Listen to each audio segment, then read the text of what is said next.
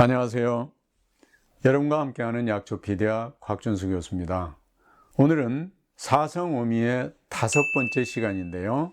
한미, 즉 짠맛에 대해서 알아보도록 하겠습니다. 오늘은 특별히 후반부에 건강소금 만들기 비법을 공개하는 천기누설이 있습니다.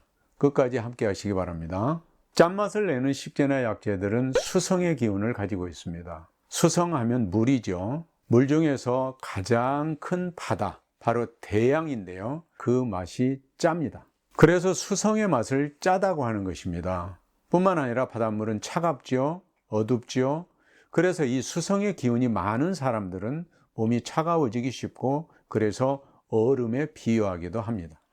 짠맛을 지닌 음식들은 일반적으로 연, 즉 굳은 것을 부드럽게 하는 연화하는 성질을 가진 것이 특징이죠. 짠맛을 가진 식약재들은 대체로 음식을 잘 내리게 하는 사하, 열을 풀어주는 해열, 마음을 안정시키는 진정, 이런 등등의 효능들이 있고요. 딱딱한 것을 부드럽게 풀어주고 맺힌 것을 풀어주는 연견산결하는 작용이 있기 때문에 연주창으로 인한 담과 기침, 변비 등의 증상에도 사용하면 효과가 좋습니다. 담의 기운이 뭉쳐서 변비가 되었을 때 사용하는 다시마와 같은 것은 좋은 예라고 할 수 있죠.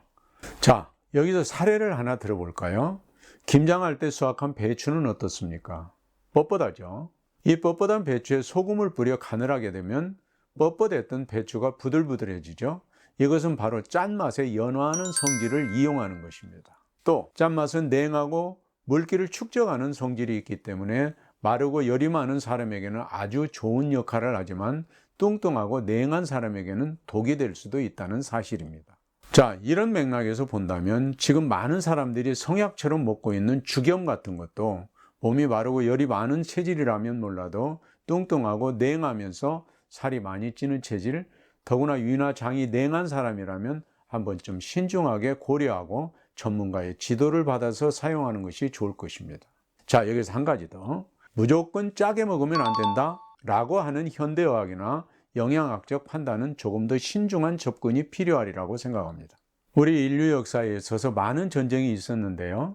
특히 고대의 전쟁사를 보면 물을 확보하기 위한 전쟁 다음으로 많은 원인이 식량보다도 오히려 소금을 확보하기 위한 전쟁이었다는 점을 간과해서는 안 될 것입니다. 실제 우리 몸속의 염분 농도가 0.1%만 감소하더라도 심각한 위험 상태에 빠진다는 사실은 누구나 알고 계실 것입니다. 이 문제는 이렇게 접근하면 쉽습니다. 우리 몸 안에서 진액이라고 하는 것들이 있죠. 그 실체가 무엇일까요? 자, 그것은 바로 몸속 호르몬 조절과 밀접한 관련이 있는, 자동차로 말하면 엔진 오일과 같은 것이라고 생각하면 쉽습니다. 잘 아시다시피 엔진 오일은 적당하게 끈끈한 성질, 즉 점성을 유지할 때에 엔진의 과열을 막고 엔진 내부의 열 효율을 극대화시킬 수가 있습니다. 자, 이처럼 염분은 몸 속의 세포에서 생긴 낡은 물질을 밀어내고 새로운 것을 받아들이는 신진대사를 촉진시키고요.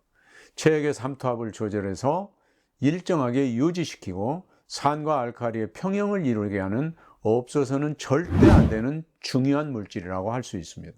자, 문제는요, 소금 속에 들어있는 독성 물질, 즉 우리 인간에 의해서 버려지는 오염물질, 농약, 색소, 각종 석유화학 제품, 방부제, 호르몬 물질, 항생제, 생활하수, 공장폐수, 축산폐수 등등등등등, 이로 말로 할 수 없는 이 많은 오염물질들이 결국은 바다로 흘러 들어가게 되고요. 바다가 오염되고 그 오염된 바닷물에서 만들어지는 소금 속에 각종의 독소를 함유한 오염물질들이 인체에 해를 끼친다고 보시면 되는 겁니다.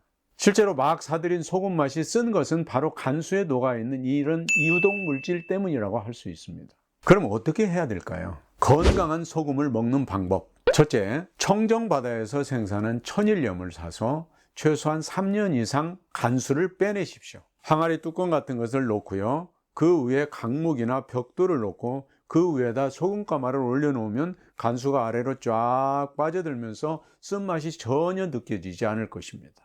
그런데 이것만으로는 부족하다는 거죠.